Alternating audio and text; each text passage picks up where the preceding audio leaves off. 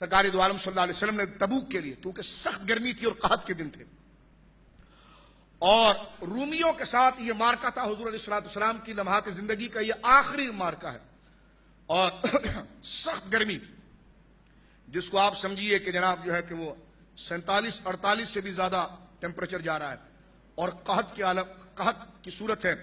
کھانے پینے کے لیے کچھ نہیں ہے، اور حالت بڑی عجیب ہے۔ سرکار دو عالم صلی اللہ علیہ وسلم شہید النبی صلی اللہ علیہ وسلم وهو یحث علی الجیش رسلت، سرکار منبر پر آئے اور یحث، سرکار نے ابھارا لوگوں،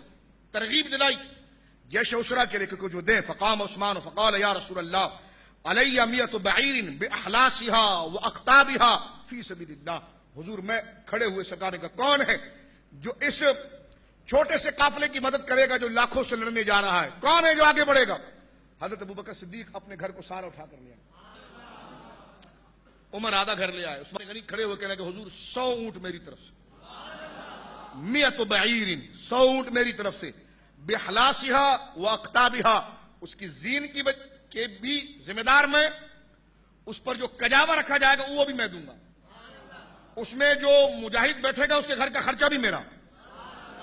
100 سرکار منبر پر بیٹھ گئے، پھر حضور علیہ السلام ثم خض علی جیش،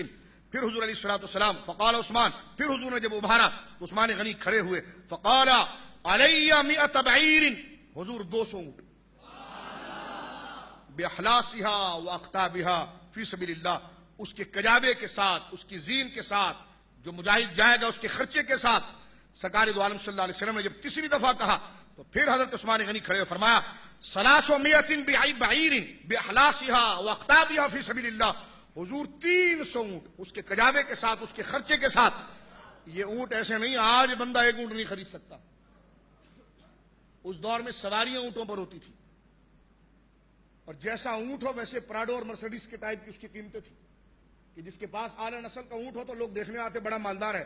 اور جو جنگ میں جا رہا ہے اور دمشق تک پیدل جائے گا اور گرمی میں جائے گا، وہ عام کوئی گدھے نما اونٹ نہیں بلکہ وہ سرخ عربی،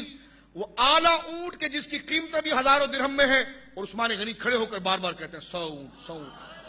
بعض علماء نے کہا کہ ایک روایت ہے کہ 10,000 اونٹ، اور ایک روایت ہے کہ 1,000 اونٹ اپنے جیب خاص سے آپ نے دیے۔ اونٹ نہیں دیے بلکہ اس کی زین بھی دی، اس کا کجاوا بھی دیا، اس کی ڈولی بھی دی، اس میں بیٹھنے والے مجاہد بھی دیا، اگر وہ شہید ہو جائے تو اس کے گھر کا خرچہ بھی دیا۔ بولیے سبحان اللہ۔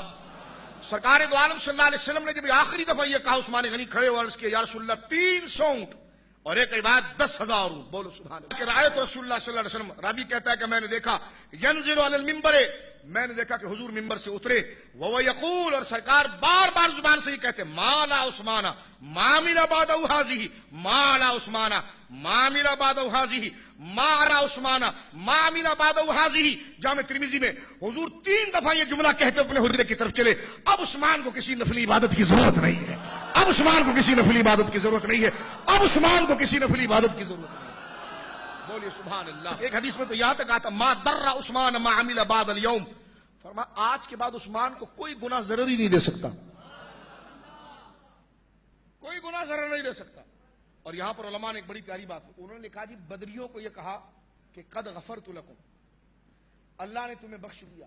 اور عثمان کو یہ کہا کہ ما ضر، حدیث کے اندر ہے ما ضر عثمان ما عمل بعد اليوم، عثمان آج کے بعد جو ہے وہ تیرے کو گناہ کوئی اثر نہیں کرے گا اور تجھے گناہ کوئی نقصان نہیں پہنچائے گا۔ محدثین بھی بڑا پھر نقطہ لاتے ہیں، کہتے بدریوں کو تو یہ کہا کہ جاؤ کچھ بھی کرو تمہیں بخش دیا گیا ہے، عثمان کو یہ کہا تیرا کوئی گناہ جو ہے کہ وہ تجھے ضرر نہیں پہنچائے گا۔ فرمایا میں فضیلت کس کی زیادہ ہے؟ فرمایا عثمان غنی کی۔ پوچھا گیا کیوں؟ فرمایا اس لیے کہ بدریوں میں نام نہیں لکھا گیا، بعض کے لیے وہ ضمنی ہے، حکم عموم کے اعتبار سے قطعی ہے، اور یہاں پر یہ ہے دلالت کے اعتبار سے بھی اور نام و علم کے اعتبار سے بھی قطعی ہے، فضیلت کے اعتبار سے یہ جملہ اہل بدر پر غالب ہے کہ میرا عثمان وہ ہے کہ اب اسے نہ کوئی گناہ نقصان پہنچا سکتا ہے اور نہ اسے کسی نفلی عبادت کی ضرورت ہے۔